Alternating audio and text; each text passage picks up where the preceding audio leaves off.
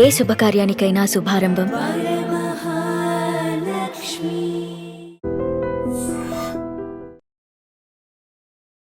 శ్రీకాకుళంలో ఘోర రోడ్డు ప్రమాదం జరిగింది. ఈ ప్రమాదంలో ఆగి ఉన్నటువంటి లారీని తుఫాను వెహికల్ బలంగా ఢీకొనటంతో ఈ తుఫాన్ వెహికల్లో ఉన్నటువంటి నలుగురు మృతి చెందారు. మరో 6గురు తీవ్రంగా గాయపడ్డారు.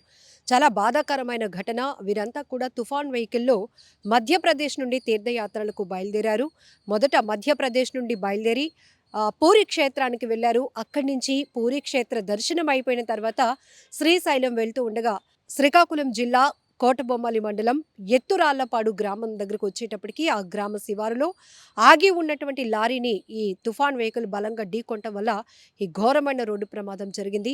మృతదేహాలు కూడా అసలు కనుగొనడానికి వీల్లేనంతగా ఆ వెహికల్ విజువల్స్ ఒకసారి చూడండి. పూర్తిగా తుఫాన్ వెహికల్ అనేది నుజ్జు అయిపోయింది. ఇంకా అందులో ఉన్నవారి పరిస్థితి ఎలా ఉంటుందో మాటల్లో కూడా చెప్పలేం. కన్నీళ్లు తప్ప.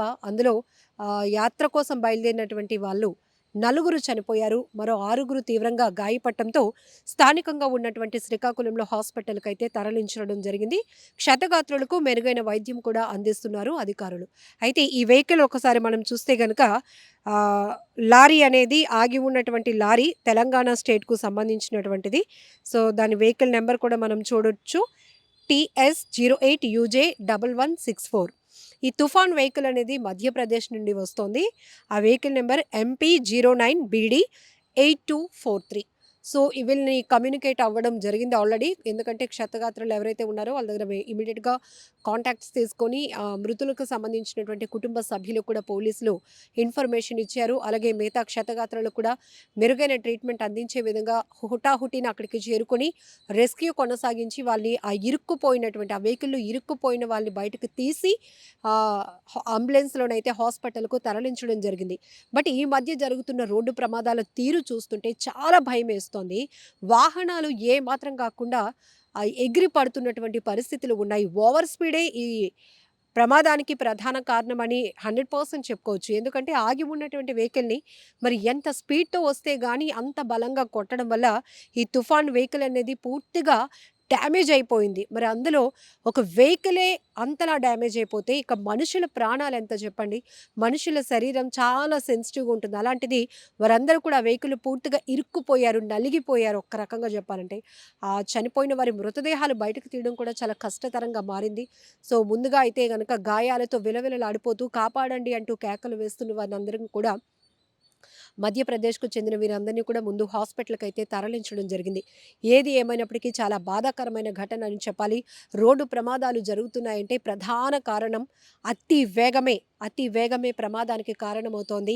నెగ్లిజెన్సీ డ్రైవింగ్ అనమాట. ఎందుకంటే తొందరగా వెళ్ళిపోవాలి అనే ఆలోచనే తప్ప డ్రైవింగ్ చేస్తున్నటువంటి ఆ వ్యక్తి ప్రాణాలు, ఆ వెహికల్లో ఉన్నటువంటి వాళ్ళ ప్రాణాలు భద్రంగా ఉండాలి, బాధ్యతగా డ్రైవింగ్ చేయాలి అనేటటువంటి కాన్సెప్ట్ మాత్రం ఎవరికి ఉండటం లేదు. ఏదో తొందరపాటు అర్జెంటుగా వెళ్ళిపోవాలనే కానీ ప్రాణాలు ఏమైపోతాయి, ప్రమాదం జరిగితే ఏమవుతుంది, ఎంత నష్టం జరుగుతుందని మాత్రం ఎవరు ఊహించటం లేదు.